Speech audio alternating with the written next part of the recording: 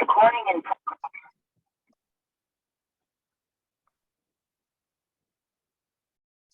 Good morning, good afternoon, good evening around the world. My name is Doug Brunke. I'm the founder and CEO of Global Chamber.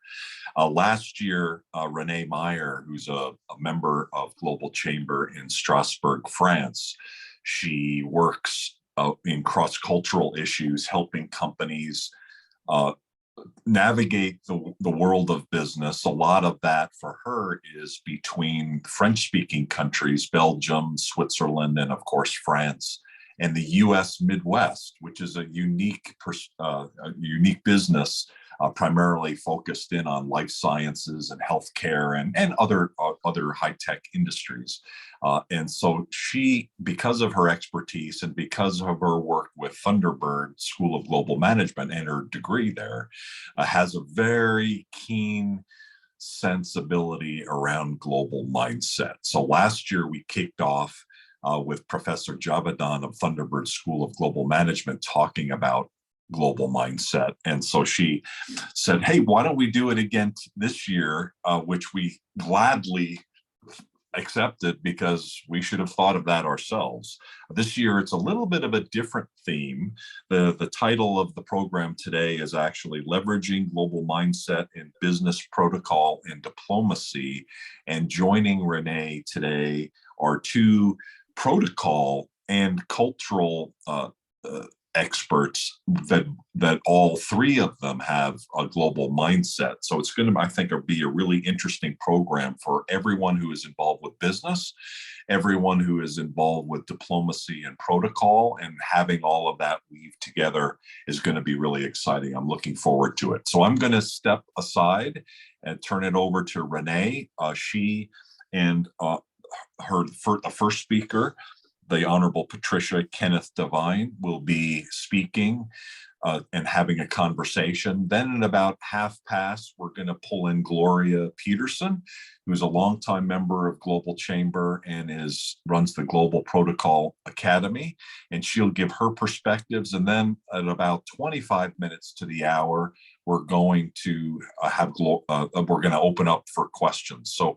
number one is, if you have questions along the way, feel free to put them in the chat. Feel free to have your information in the chat as well. And then save the time towards the end for questions. Feel free to raise your hand and we'll call on you. I will say one thing we'll try to do today, if it's okay, is something that the Global Chamber London chapter did this week that we haven't done before, which is, in my own orderly world, I try to finish any meeting that I'm moderating at the top of the hour, and I will do that today. However, we're going to keep the room open at that point. So if you're a member, particularly if you're a member of Global Chamber and you have something to say or a question or a need, we're going to have a 10 or 15 minutes where we'll be able to answer your questions or help in any way, or if you have any additional comments about the content, feel free to do it then. I just think that's just a super way to do it. And of course, if you're a non-member and you have questions, we'll entertain you as well. So Renée, thank you so much for your talents, your capability, your global mindset. We really appreciate also your initiative on this, and we're looking forward to hearing more. I turn it over to you. Dozo. S'il vous plaît.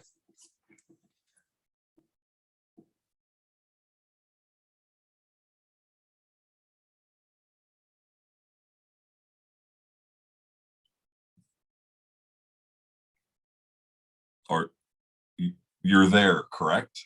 We're not hearing you.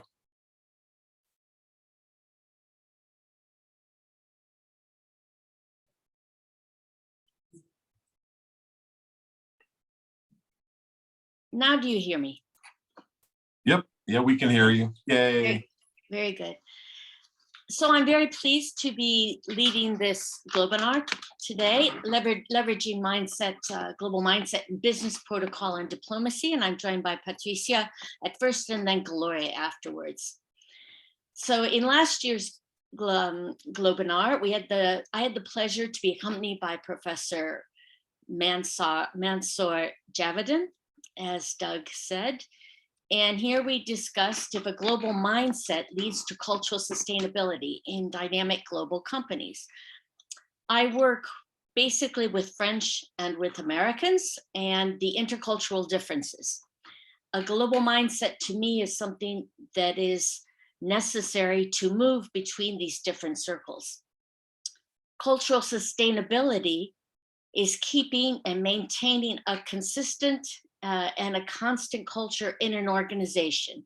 Here we're speaking mainly about corporations. A global mindset supports and leads to cultural sustainability because it allows people to translate the corporate culture into different local and regional contexts.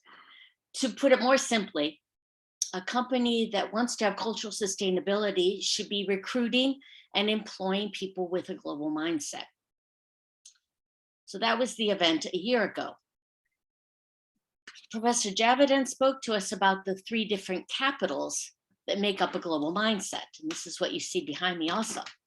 So a psychological capital, the social capital, and the intellectual capital. Today, we're bringing in the topic of protocol and diplomacy. And I think according to this diagram, it fits obviously into social capital. I would argue, and we can discuss this with Patricia, that it is also part of intellectual capital, because if you don't have the knowledge about the different cultures, how can you navigate between the cultures? So protocol and diplomacy, I wasn't totally sure about this. So I looked it up. In the dictionary, it says, protocol is a system of rules that explain the correct conduct and procedures to be followed in formal situations. The word derives from the French protocol, which is a collection of set forms of etiquette to be observed by the French head of state, and the department was named after that in the 19th century. So for me, the raison d'etre of protocol is to help create trust, build successful relationships, and facilitate decision-making in companies. However, how do you do this when the idea of creating and building trust is different in different cultures? Here, once again, I'm taking from Professor Javidin's presentation. Here in US and Germanic cultures, Nordic cultures, you will see that performance and results are very important. Of course, there are some other items, but these are really the most important to build trust in a new colleague. I think those of us in US cultures who've worked with US cultures can attest to this. The important thing is, have you given us results? What is the bottom line? Whereas in many other countries in the world, trust criteria are different. Performance is, of course, important, not essential, but important. However, social connections, relationships, how do you conduct yourself? That's also very important. So how do you navigate between these different types of cultures? You want to build trust, you want to build relationships.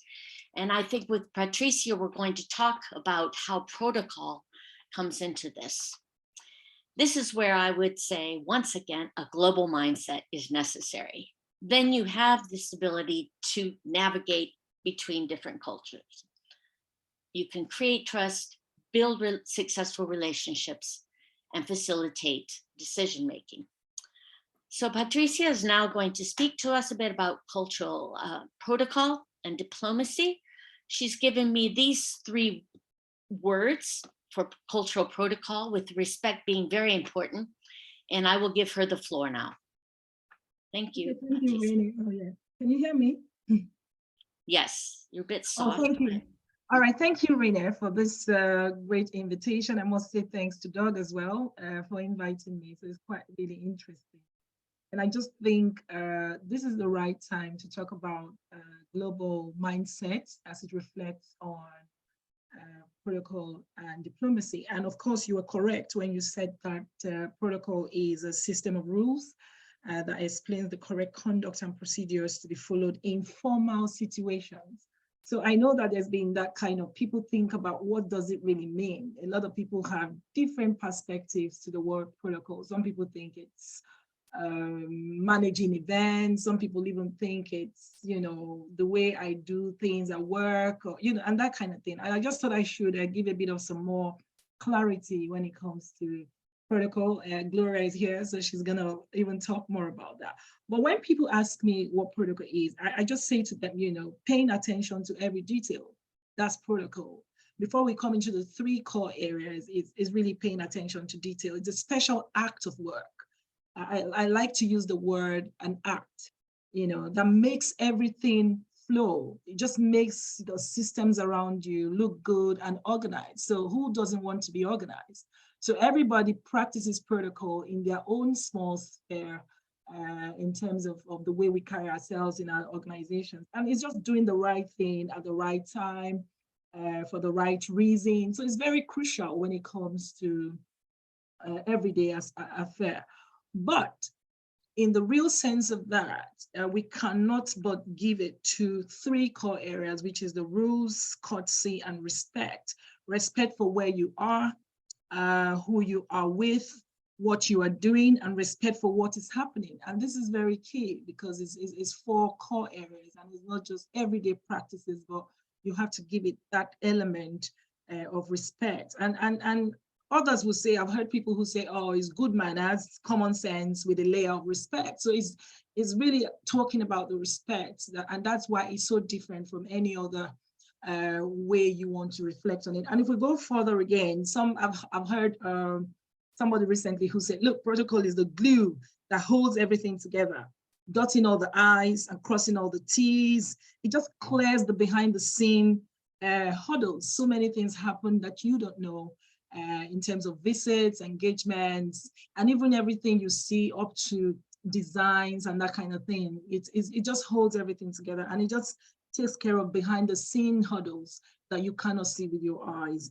And when we talk about protocol, of course, the rule of the game, and that's very important. So this creates really for management and businesses an effective environment to do business. So it just puts the businesses in the right form. So I think this is really key. And I thought we could start from there, giving that clear definition. Of course, they have various types of protocol. You have protocol in politics, protocol in diplomacy, in science, in business. And I think we'll be talking more about business today in terms of how that reflects generally in the aspects of how we do and carry our conduct in terms of how we relate with businesses within where we are and outside where we are. So that's, business protocol and also the international part of it, where you have to now start looking at other countries and how they do business and things like that. So protocol is very, very key. And I thought that in terms of,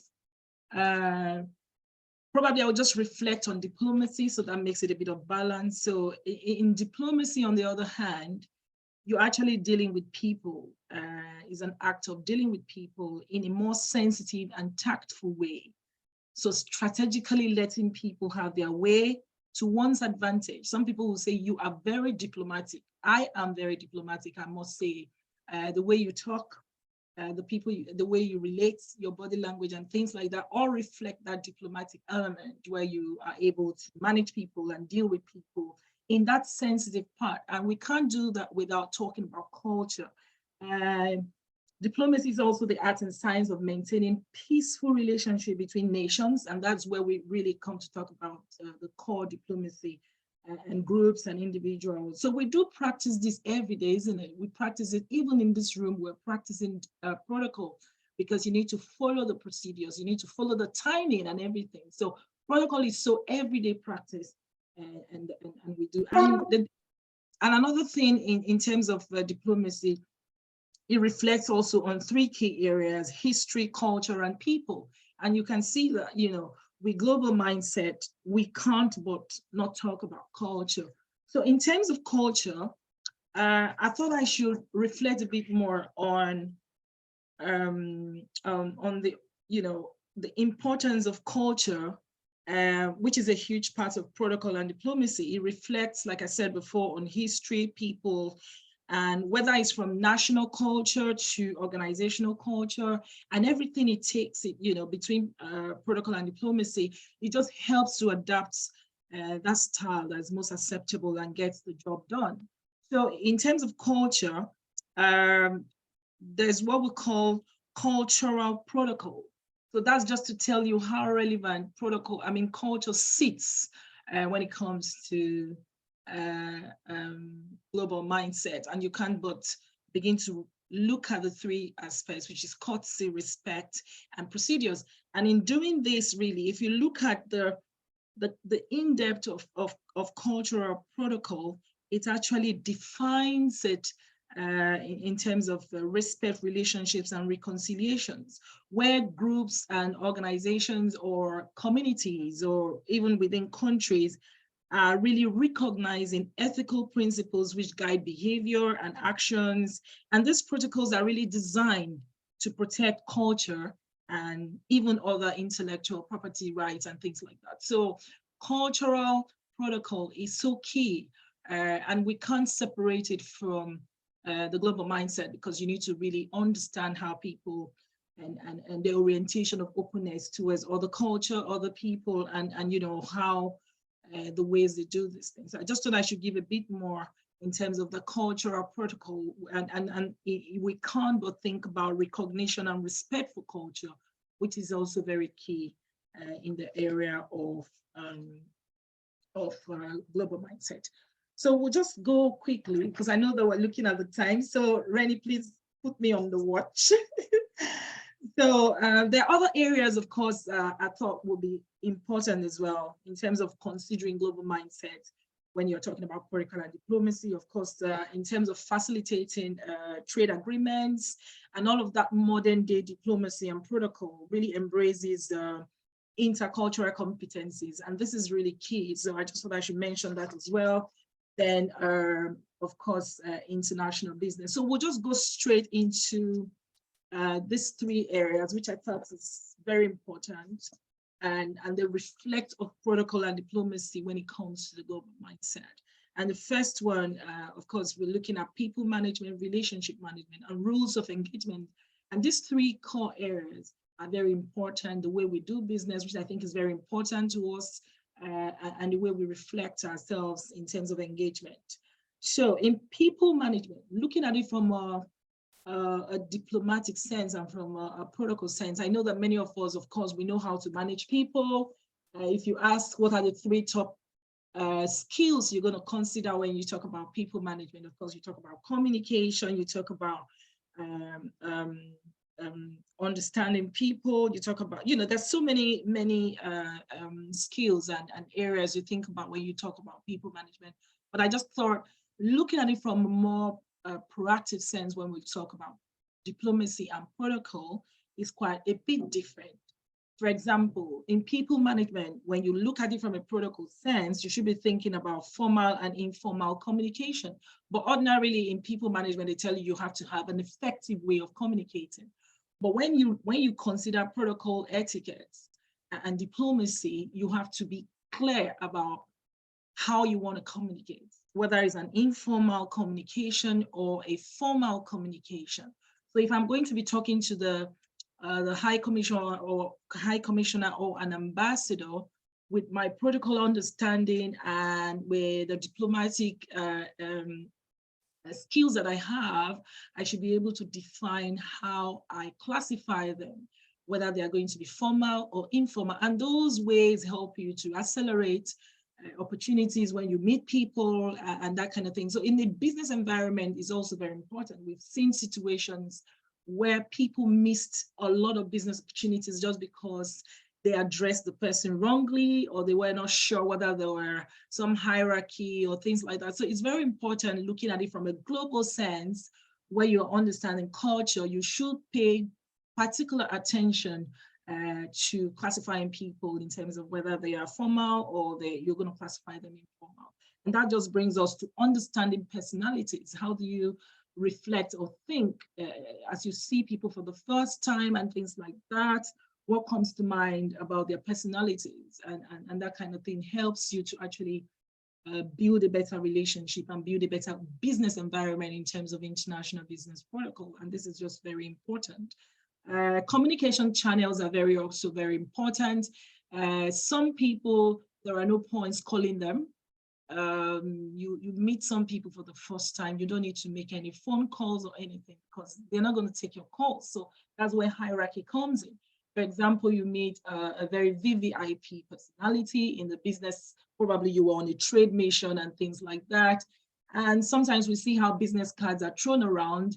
You don't get a feedback, you send emails, and upon emails, nobody's going to respond to you. Why? Because you have not understood the best communication channel in that regards. And this just brings us to how we think. So it's very important that we think about things in that light. And in terms of information management, it's also very important what you say, how you say it, and what information you are giving out. I've seen situations before during a trade mission where somebody was tweeting and the guy said, please, this is in confidence. And people were like, what do you mean by in confidence? Because you said that in public. And they tweeted that very information just right away, and it was a mess. And the guy said, but I said it's in confidence. Do people really understand this thing? So this is all about people management when it comes to global mindset and the way we reflect on protocol and diplomacy. And I heard when Renée talked about trust. It's really very important when you manage people in terms of trust building. Composure is also very important. So you don't need to, when you're dealing with especially VVIPs and things like that. These are all found around the international business protocol environment. You can't but recognize them because it's very important. And again, cultural competence is also very important. Awareness of what you do not know and understand, and knowing how your behavior affects others. I've seen situations happen to me. I had a handshake with a colleague who was from his religion. You don't need to shake a woman, and it was really a bit embarrassing for the delegation I was leading. And I just said, oh, I'm sorry about that. But I would have actually found out before time, just the big details about the people who are coming for that meeting and things like that. And that really strained the relationship. So it's very important, just the way we look at global mindset, we should take particular interest in these areas. And again, the way you speak up, well, in terms of advocacy, it's very important when it comes to people management. How do you speak up? How well do you speak on behalf of others? I hear always people say, oh, I'm not a very, how do you call it now? I'm quiet, I'm reserved. And I tell my delegates, you can't be reserved when you are in this kind of business environment, because this is one of the protocols. You're going to miss the point. You have to be able to speak up for yourself, speak well for yourself, and be able to represent what opportunities you are selling. But you know, some people will just be behind, expecting maybe a trade, the leader of the trade mission to do all the work for them. So I always advise businesses, you must recognize the strengths that will give you a conducive environment. So it's not just the role of the trade delegation or whoever is organizing that thing, but you as a business owner to be able to recognize it. And I'm really very, very happy that this topic is being discussed, because people limit global mindset to just whoever is interested in it. But it is so important in every sphere of life, and protocol and diplomacy just enhances the beauty of what global mindset is in terms of culture and things like that. So I'm just going to hurry up so I don't take too much time. So in terms of relationship management, I really love this when it comes to protocol and diplomacy. I took last month, I spoke to over 40 businesses in terms of relationship management from a different perspective. And I would say that that's what we call corporate diplomacy, how corporate diplomacy have been able to change the marketplace, change the business environment. And I think businesses, if you really want to reflect on it, is a good opportunity to start thinking about how you can empower yourself when it comes to relationship management, which I also call corporate diplomacy. Is a whole course of its own. So it's something that I think businesses should understand. And when we talk about relationship management, or rather corporate diplomacy, we are talking about exercising your value, exercising the power and the influence that you bring into the marketplace. So if you're organized, if you're reflecting on culture, which is also very important, then how does that relate to value, power, and influence you are bringing in? So for example, we've seen situations where you have a very, let me say, people who are not exposed to businesses, and you have another team that are very successful in business, and you bring them into one room. Some of them will feel intimidated to the other, and it doesn't really help the business environment. So balancing the value and power and influence that you bring in is also very important in terms of relationship management. So it's not about you, because I know how to do it. I know how to navigate the businesses. I have 16 years, 15 years experience in trade and investment and things like that. So when I get into a room, that gets into me, I'm up and about, forgetting that you need to recognize other people's strengths. And this is where cultural values in terms of your global mindset that you have comes in. So it's very important that, you balance the value and the power and the influence you're bringing into the space. And in corporate diplomacy, this is really important, and the way you carry on. And of course, we're going to look at building reputations and relationships is also very key. Public relations, which we all do every day. And the most interesting part of relationship management is networking, which I love. And I think a lot of us also network and love it. But how do we exercise all of this looking at culture? When you come into a room, I've been in so many rooms where you go into it and I tell you, you find a particular set of people on the left, and you find a particular set of people on the right. And you come into the room diffused because you don't know what to do, and you don't know who to go to. You don't know whether to join up with the friends you have and things like that. So that's where relationship management also comes in. And if you look at it practically from a global mindset perspective, I think this is something that we need to start changing, because it doesn't matter whether I'm from Global Chamber, or I know dog and things like that, and I just go into the room, the first person I just go meet is dog. It happens almost to everyone. Why? Because that's the global mindset we have. We have an understanding that I have to start, familiarity and that kind of thing. And that's where your reputation, building reputation and relationships comes in, because insight is just gonna kick in. Oh, Renée, how are you? And that kind of thing. And it just kicks into that environment. But we forget that if we are true practices, if we truly practice the global mindset, then we should try and diffuse it and see how we bring other people, how they act, what they do, and balance that kind of environment. And I just think it's interesting. And relationship management also has to do with openness and mindset, leading self and collaboration. So how do you lead yourself in terms of collaborations and things like that? And that brings me to the last one, which is the rules of engagement, which I really love a lot, in terms of there is an act of mastering the rules of engagement. There's more of mastering the rules of engagement. You really understand the rules of engagement, where in terms of, I'm sure that this is going to be talked more about later, in terms of greetings and introductions. How do you greet people? How do you introduce yourself? How do you introduce them is also very important when we talk about culture. And I just think from a diplomatic sense, this is a very rich skill that we can share in terms of businesses. And names and titles, I've been guilty of that before. I don't know whether to call you by your name or I should call you by engineer, chief, Mrs., and that kind of thing. In some environment, for example, in Africa, you have to ensure that you call all the titles. So professor, doctor, ambassador, engineer, everything has to go in, because that's what they believe. That's who they are. And you can't take that from them. But meanwhile, here in Europe and in other parts of the world, I just call you by your name and you're fine with that. I remember when we were growing up in school, if you call my father's name, it's like a taboo.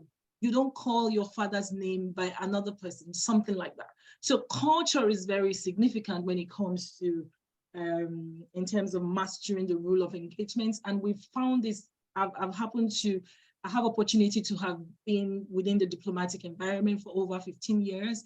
I've witnessed state visits, gatherings of ambassadors and things like that. And it's so important that it's so key that you must understand the names and titles and how that is being displayed.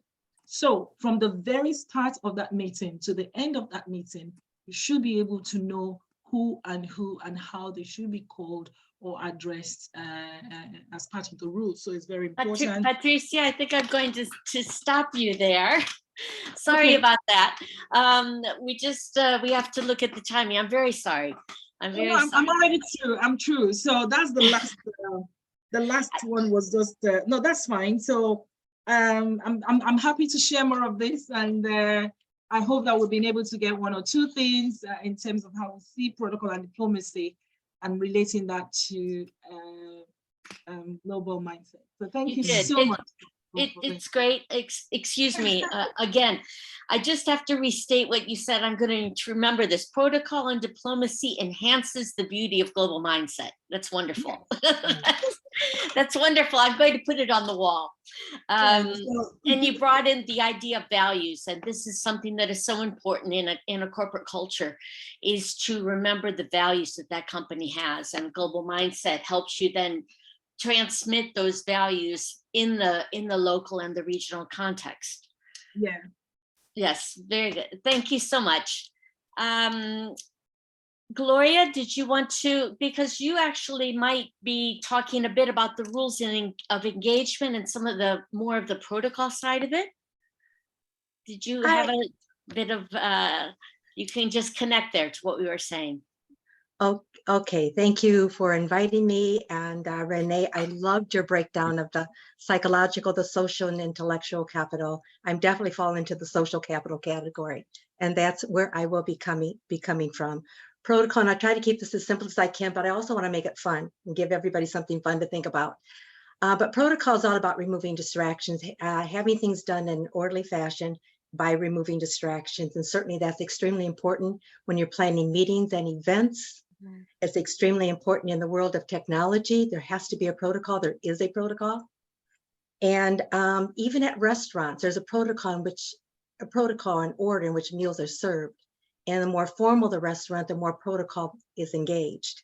And certainly I cover a lot of that in my training classes, but I wanted to bring that to the forefront. But let's make it somewhat fun. Let's take a walk for a minute. I want everybody who's listening right now to just go out in nature for a minute, because protocol is in our world. It's everywhere around us. It's just not people establishing a protocol for the order of business, how to conduct a meeting, how to deliver, bring food to the table, et cetera, et cetera. It's all around us. It's a very important part of our existence. So let's go out in nature and let's take a look at some crows. Everybody visualize crows lining up on a pole? Did you know that crows will line up on a pole from the oldest to the youngest? And that's called a pecking order. So even in our world of doing business globally, there is a pecking order, which Patricia alluded to when she talked about rules of engagement. That's a pecking order in which things are done.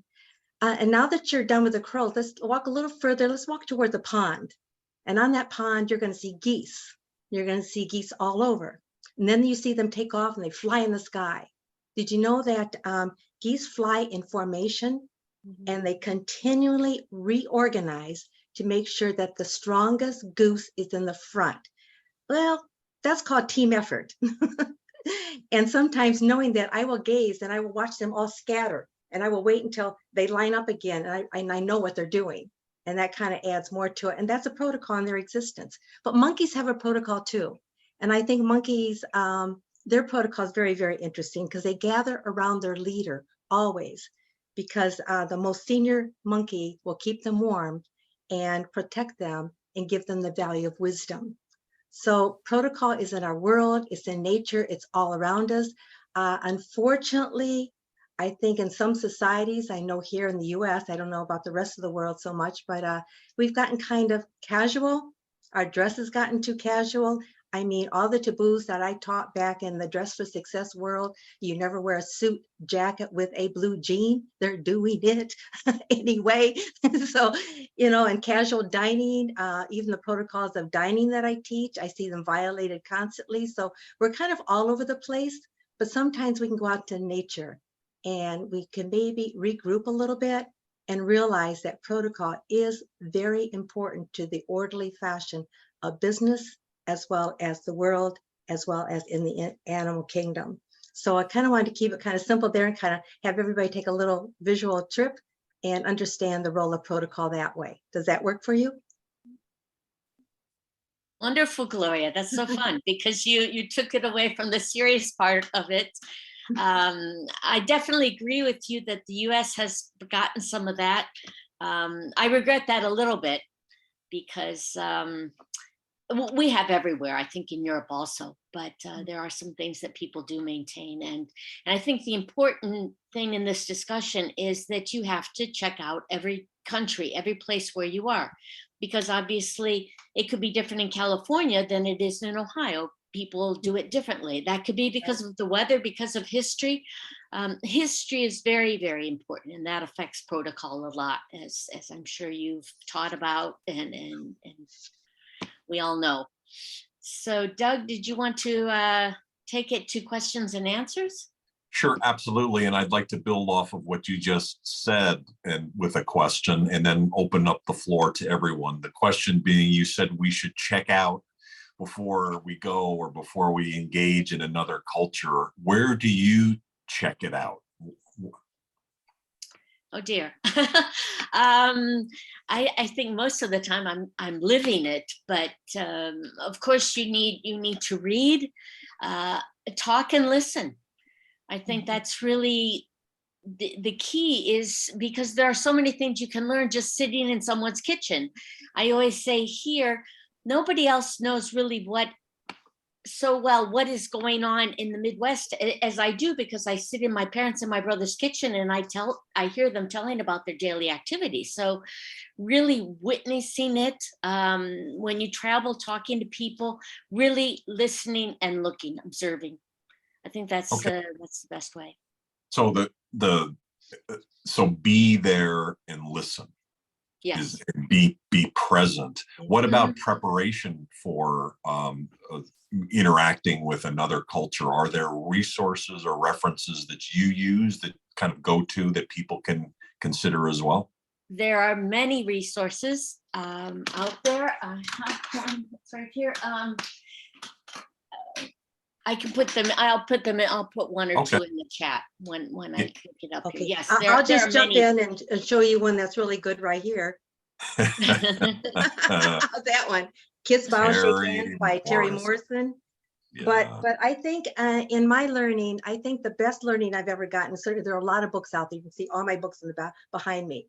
But there are a lot of books out there. But I think the best resource for anyone, and certainly you can reach out to your local universities, but if you're getting ready to go to South Korea or to France or to Germany, wherever you're getting ready to go to, or you just want to learn how to do business with that particular culture, connect with somebody at a local university who's here from that culture. They're visiting us, they're going to school here, sit down with them, get the real story. I find I learn a lot of the things I read about a culture gets undone sometimes when I'm actually talking to someone, because when you go to a country, it's not one flat thing here and there. There are so many regional differences.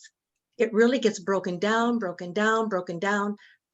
in so many ways. If you're going to visit for Northern Italy, it's one way. Southern Italy, it's this way. You know, it's like, oh my God, I can't just say Italy, no, or China or whatever, but reach out to someone who's from this specific area that you are planning to do business with, or you're planning to communicate with or travel to, and find out from them what it's really like in their world there. And so, and what do you do? Like, it's like they could spend 5 hours telling you about every aspect, but you now have a business trip that you're going to go to. What's the question that you ask them to find out the information that you need? I typically will say, what is the most important thing I need to know? So that I don't violate protocols. I don't use a gesture that's not appropriate here, but not appropriate there. I mean, you have to look at idioms, conversation. We tend to talk in slang sometimes. We use idioms, colloquialisms, things like that. And if we use that in a conversation with somebody from an international background, they're like, huh? Like, you knocked it out of the park. Well, what does that really mean? We know what it means, but they might say, huh? And then you lose them with that. So just find out what the conversation things are. Just ask questions. Ask questions, take them to And- lunch, coffee. Yes, and that and observe, because I think you cannot always take the first step when you go into a new culture. I just remember years ago, I was in Buenos Aires and we were having lunch at the management canteen.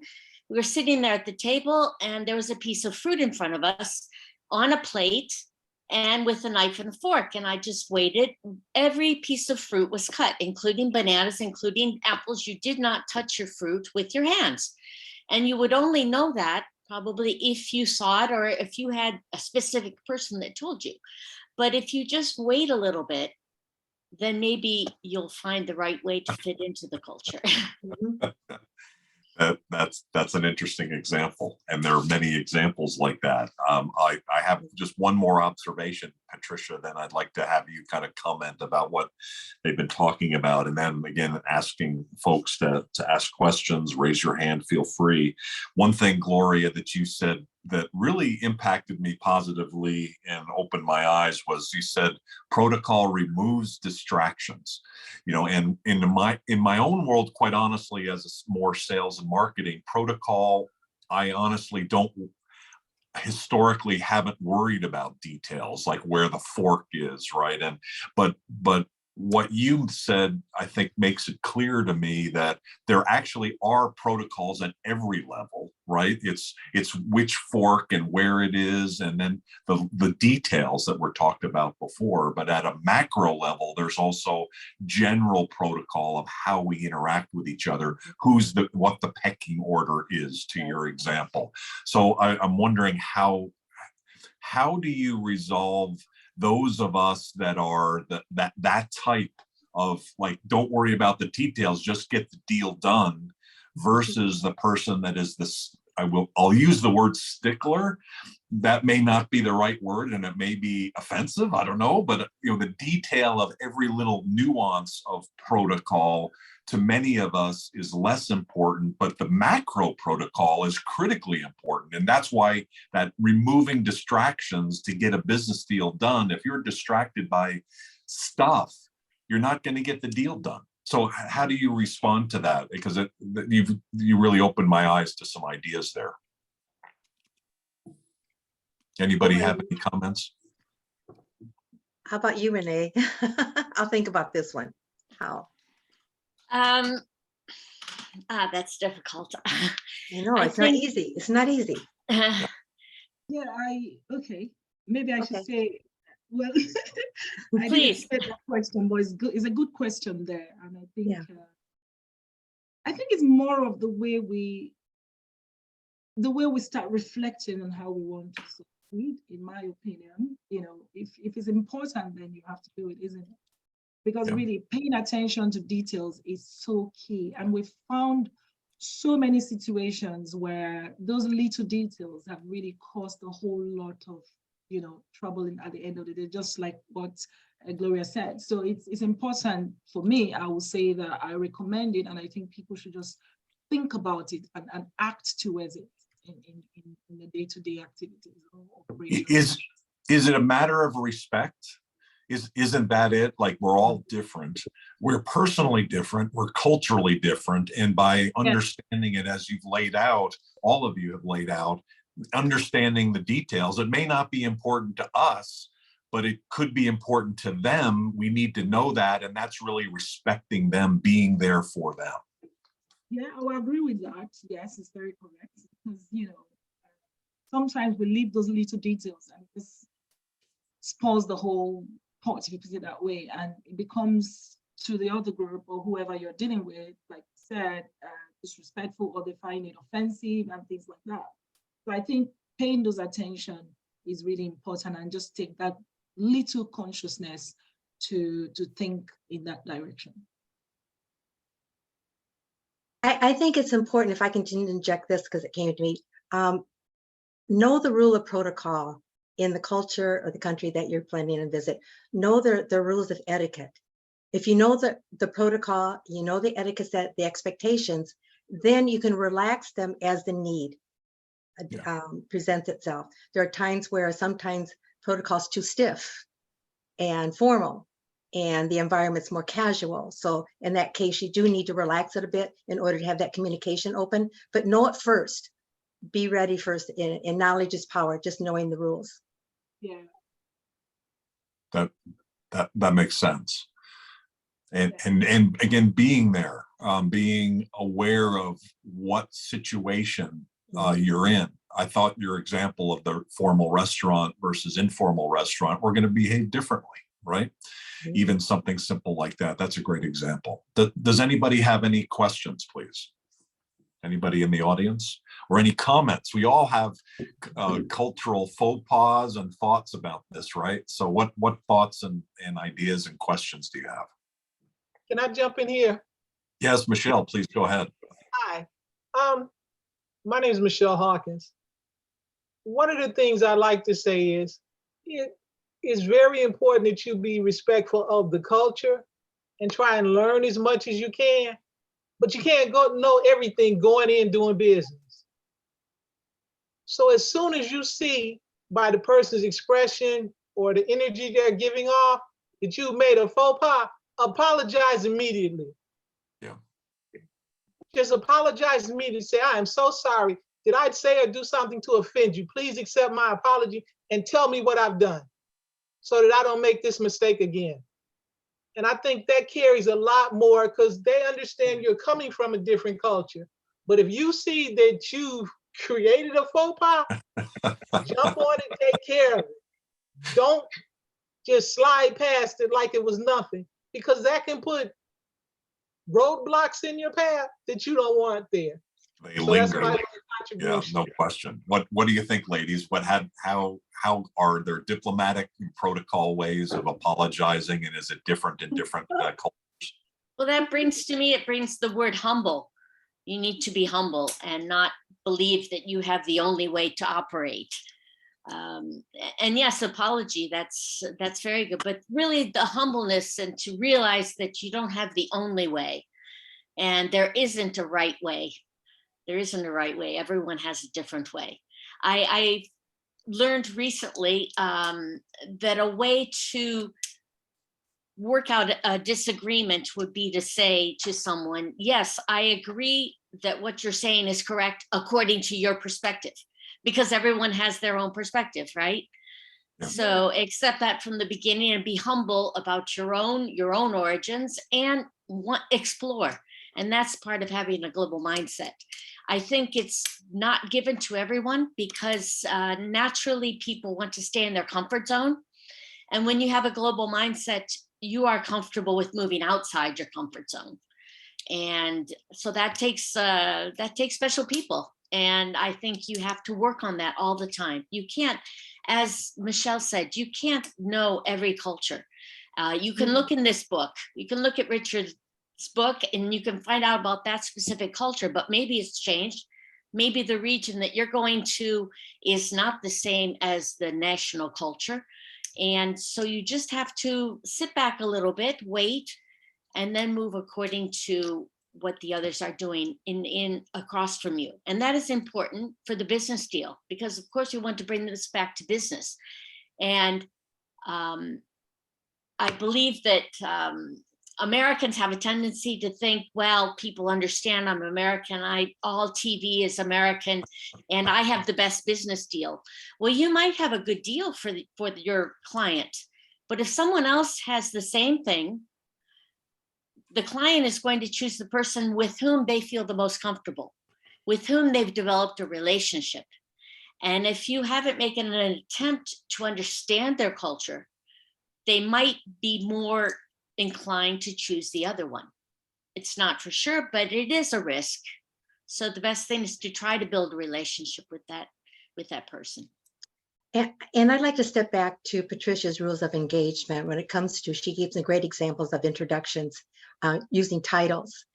You really do need to know the formal side of making an introduction. You need to have that down, because when you make when you respond to an introduction or you make your introduction, you make it formally. And if it's not, the environment's not formal, allow them the opportunity to relax it and say, no, please don't call me Ms. Petersen, call me Gloria. Give me that opportunity to change the dynamics of that formality.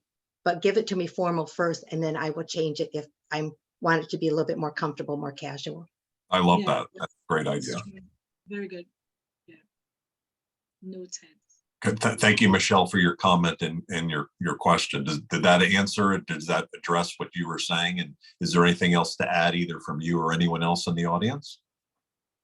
Hi, I'm Bonnie Teal. I'm late to the party because actually I was on a phone call where I'm either going to go to Bahrain or Thailand in a couple of weeks to teach a course. And Thailand, I've been to a half dozen times. Bahrain is a new contract for a teaching contract. And so impression is going to be important. It's someplace I've never been to, the Middle East, Persian Gulf. So, you know, again, the global mindset helps as I adapt, I think. You know, been to Europe, been to South America, been to Asia, but you know, keeping that open mind, I think, and these are great tips. Is there any advice for Bonnie as she enters the new region? Be polite. Can't help much in that area of the country, of the world. Can I jump in there? Respect the culture. Oh, amen. Yeah, I know. Cover your elbows, cover your knees. Here's the thing. I had a lot of friends who worked in that part of the world as engineers for Aramco. Some of them were bigger women. Even if they put a Jollibee on the long road, it's gonna fit, okay? I mean, there's no getting around that. Some people just have more to offer, thank the Lord. But the thing is, be respectful of the culture. A lot of things that we think of about you have to be swaddled from head to toe. No, they know you're not an American. I mean, they know you're not from their world and that you're an American. Just respect the culture as far as how you dress. You don't have to turn into a Middle Easterner. Right. Just respect the culture. Yeah, that's true. Be professional. Sounds good. Yeah, be professional at all times. Yeah. I don't want to put someone on the spot, but I see Alexandra Scott in the audience, and so thank you so much for attending today. She's a student at Pomona College and was an intern this summer with Global Chamber and was instrumental in helping us set up chapters in Japan. And when I think of Alexandra, I think of someone who's just naturally adept at getting along with people in different areas. She's an American, but also has some Japanese, and she's able to navigate. I saw you navigate the Japanese that were in the rooms and others. Do you have any comments about what you're hearing here, and any advice or any thing you'd like to share? Yeah, no, thank you so much, Doug. And yeah, as Doug said, you know, I interned here at the Global Chamber, and I just felt that the connections that I made here were so valuable. And I'm so grateful to have had that opportunity. And especially as someone who's studying international relations in Japanese, I just feel like, you know, learning from webinars like these and having kind of this knowledge sharing that we have is so valuable. And so, yeah, for Japan, like, I think, you know, there's a lot that I kind of learned about communication styles and just knowing how to kind of interact with a culture that's a little bit different from yours. I think I was really able to learn that here with the Global Chamber. And so I just want to say thank you to all the presenters, you know, for talking about this really important topic. I think it's really good. So thank you. I agree. The presenters today were excellent. So Renee, turn it back to you. We've got a few minutes, 5 minutes before we close the room, but then we're going to keep the room open. If you have any comments or questions or anything else that you need as a Global Chamber member, just we'll hang on a little bit longer. And so, Cesar, keep that in mind as we get to the top of the hour, that we're going to keep it open. So Renee, how would you like to finish up? Would you each like to make some maybe closing comments or any additional thoughts? And what would you like to do next? I can just make a quick comment.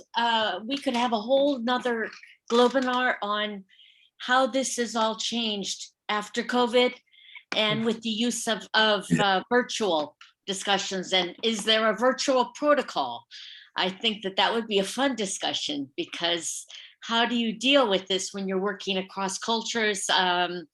Do you call people by their names? How do you navigate the discussions with that? That could be very, very interesting to see how that has changed. And I'm sure Gloria has seen that also, since you're more into the protocol side of things. I think it's not always easy, and we have to be tolerant, and but it's certainly interesting. And I think this has been very helpful. Helped me also with understanding what protocol is, because as I said to Patricia, for me, when you say protocol, I think of my mother, and my mother telling me to sit up and sit straight and your back straight and things like that. So it's interesting to explore that a little bit more. Thank you. Did your mother have a wooden spoon as well, or some sort of a? No, she didn't have a wooden spoon. And I'm from the Midwest, and I think protocol is not always so important. People are not concerned about it, but I always thank my mother, because she did keep on us about that. And that really has allowed me to operate well in other cultures, because I had that kind of top culture. I knew the important things in culture.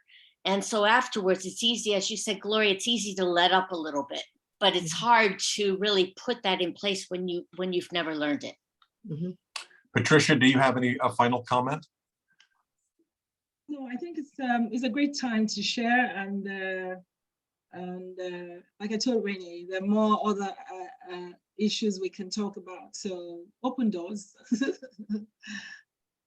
Yeah, And Patricia, Gloria, how about you? Patricia, I'm just gonna say, Patricia, I'm sorry, Doug, I didn't mean to interrupt. Patricia, you're reminding me of the English finishing schools. And it's all about poise to sit up straight. So that came to mind. Oh, her mother's been to the English finishing school. Oh dear, anyways, I'm sure that there's quite a whole lot, but let's keep it simple. Gloria, did you have any final comments? I get just know the formality, the expectation, and adjust accordingly. But know that what the formality expectation is first. You may or may not need to use it, but just know it. That would be mine. And that's gonna, if probably bad idiom, grease the skids, basically allow you to facilitate what you're there for. If it's a diplomatic situation, you want to have relations with between groups, and so having these things stick out that do not fit are a distraction. And I love that. That's really kind of now embedded in my brain. So thank you for sharing that. We'll close the room, but we won't close the room. So we're going to end the program. But then if Gloria and Patricia and Renee, if you can, Renee, can you hang on for another 5 or 10 minutes just to answer any questions? Sure. We'll end the recording and thank everybody for being here today. And if you'd like to stay on, just stay on. There's nothing you need to do. So this is the end of the recording. Thanks, everybody.